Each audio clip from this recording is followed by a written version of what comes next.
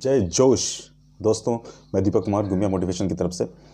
दोस्तों, हम लोगों ने जो शुरू की है वीडियो सीरीज यूट्यूब चैनल पर गुमिया मोटिवेशन के नाम से, तो हम लोग आज उसमें जो है उपराष्ट्रपति की चर्चा करते हैं, जो आगे आने वाले सभी एग्जाम के लिए, विशेषकर स्टैटिस्टिक्स बीपीएससी के लिए काफ़ी इंपॉर्टेंट है ना। तो हम लोग शुरू करते हैं बिना समय गवाए दोस्तों। तो पहला पॉइंट जो डिस्कशन करने जा रहे हैं कि उपराष्ट्रपति जो है ना, तो जो उपराष्ट्रपति का निर्वाचक मंडल होता है, उपराष्ट्रपति का जो चयन होता है ना, तो उसमें कौन कौन से उनके निर्वाचक मंडल में, उनके चुनने में, उपराष्ट्रपति के चुनने में सहयोगी होते हैं ना, उनमें कौन कौन शामिल होते हैं।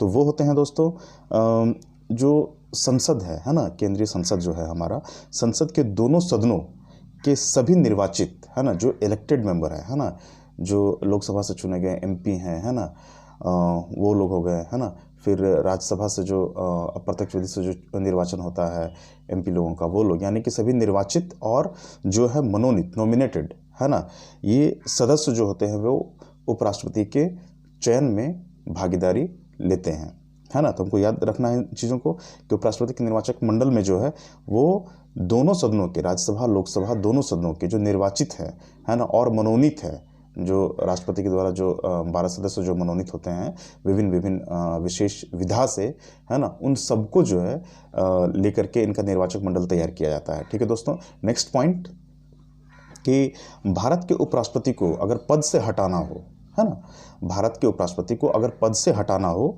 तो जो है ये इससे संबंधित जो प्रस्ताव है वो किस सदन में सर्वप्रथम लाए जा सकेंगे, किस सदन में लाए जा सकेंगे है ना, तो वो है केवल राज्यसभा में है ना। आप इसे उपराष्ट्रपति को हटाने के लिए लोकसभा में जो है वो प्रस्ताव नहीं ला सकते हैं। अगर प्रस्ताव लाना है तो आपको राज्यसभा में लाना होगा।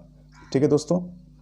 तो नेक्स्ट पॉइंट की चर्चा करते हैं हम, और ये है कि राष्ट्रपति के निर्वाचन के समान ही जिस तरह से राष्ट्रपति के निर्वाचन के में जो अगर कोई विवाद हो जाता है, तो ठीक उसी प्रकार से उपराष्ट्रपति के से संबंधित कोई अगर उनके चुनाव में विवाद हो जाता है तो इसके समाधान का अधिकार जो है वो सर्वोच्च न्यायालय है ना, वो सर्वोच्च न्यायालय यानी कि उच्चतम न्यायालय को प्राप्त है।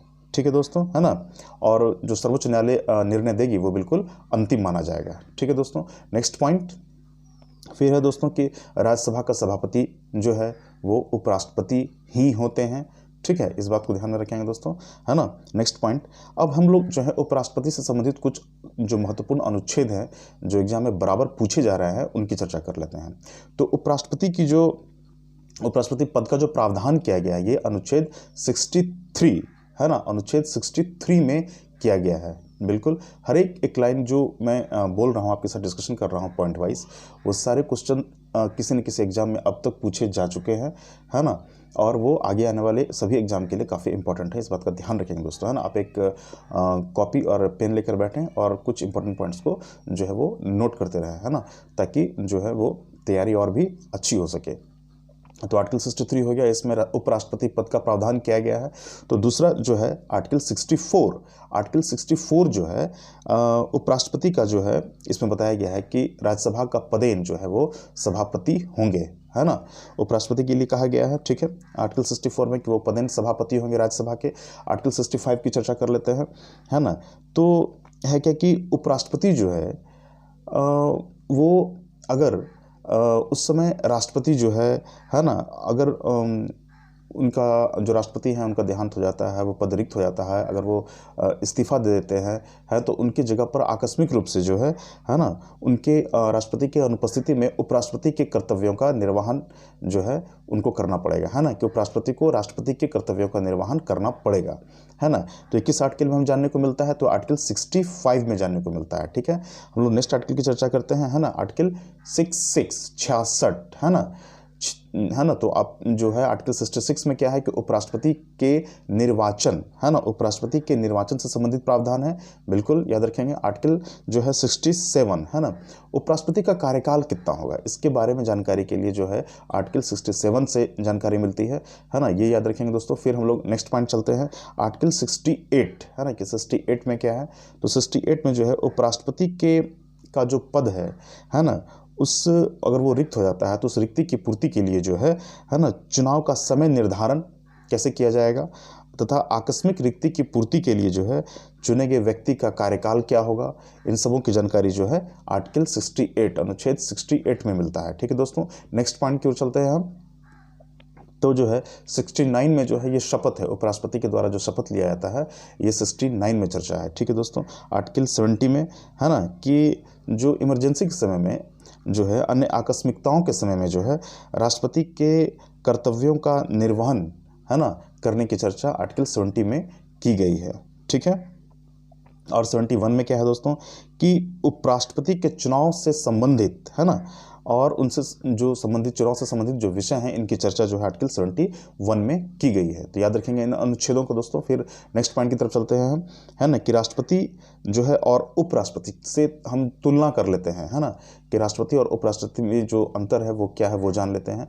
जैसे कि पहले पॉइंट में क्या है कि राष्ट्रपति में क्या योग्यता होनी चाहिए, तो लोकसभा सदस्य बनने की योग्यता होनी चाहिए। वहीं अगर हम उपराष्ट्रपति की बात करते हैं तो वहाँ क्या होना चाहिए, तो वहाँ राज्यसभा सदस्य बनने की योग्यता होनी चाहिए, है ना, राज्यसभा सदस्य बनने की योग्यता होना चाहिए उपराष्ट्रपति पद के लिए। ठीक है दोस्तों, नेक्स्ट पॉइंट की चर्चा करते हैं हम।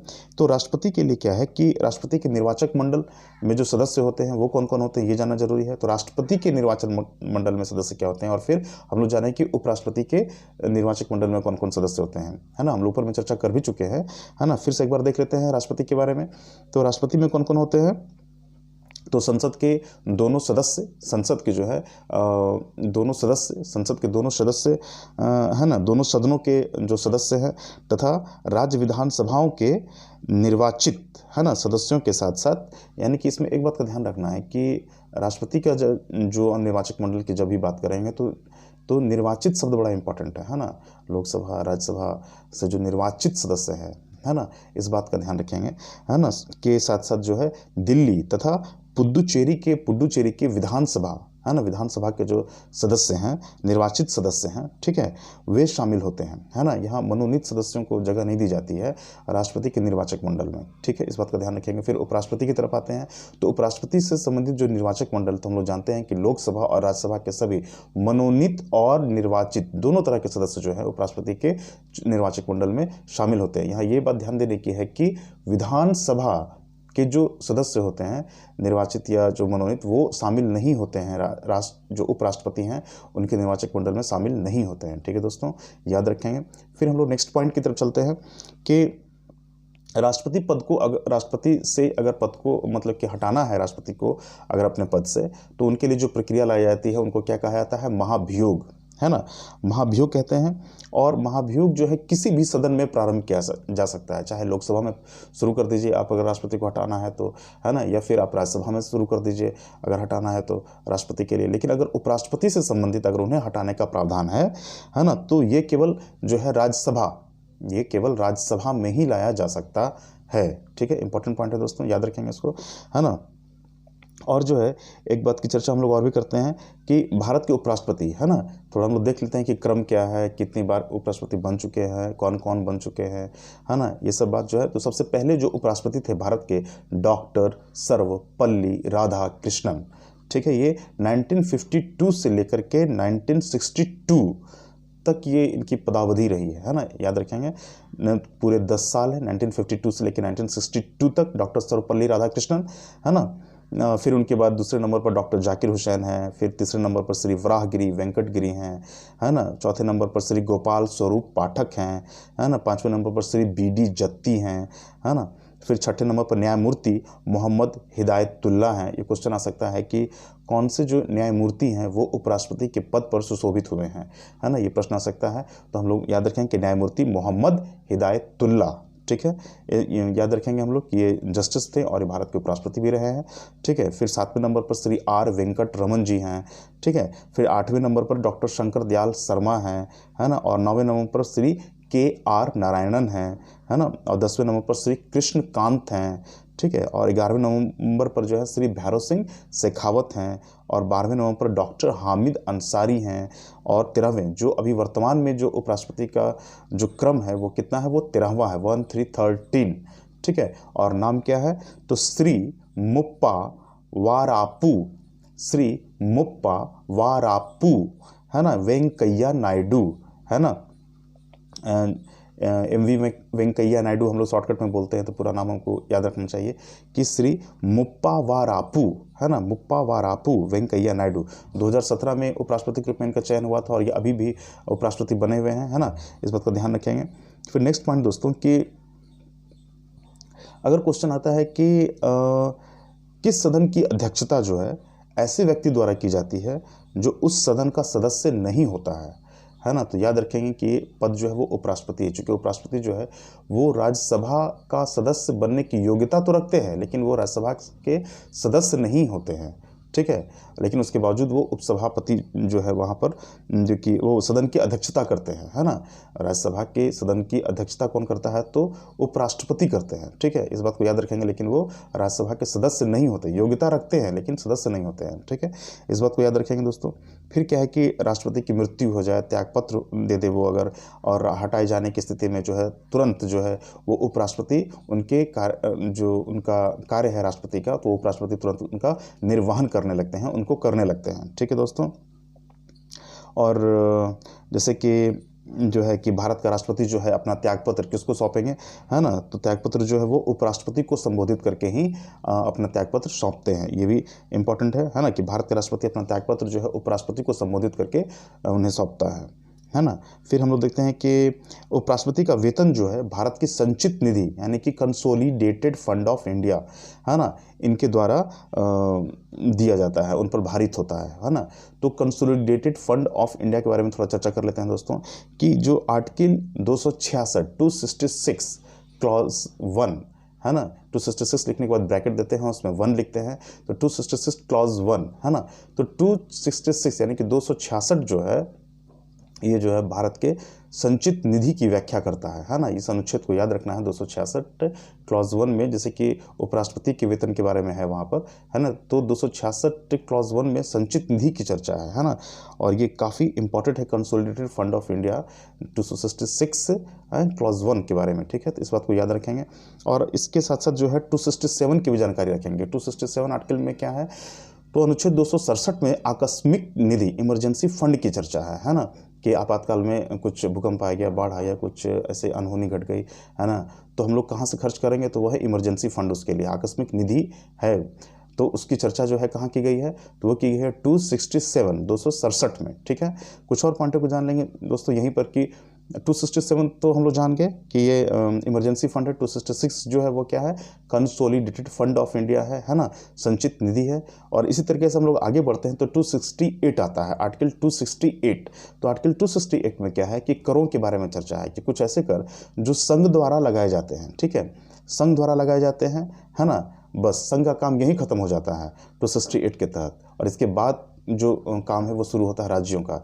कर तो 268 आर्टिकल के अनुसार संघ ने लगा दिया, लेकिन इस कर का संग्रहण जो है वो राज्य करेगी, है ना, इसका उपयोग जो है वो भी राज्य ही करेगा, है ना। तो बस केवल कर लगाने की जिम्मेवारी 268 में जो है वो संघ द्वारा है, लेकिन संग्रहण का अधिकार जो है वो राज्यों का है, और फिर उसको विनियोजित यानी कि उसको जो है आपस में बांट लेने, खर्च करने का जो है वो राज्यों का अधिकार है। तो संग्रहण और खर्च करने वाले अधिकार जो है वो राज्यों के पास है, और लगाने वाला अधिकार जो है 268 में संघ के पास है।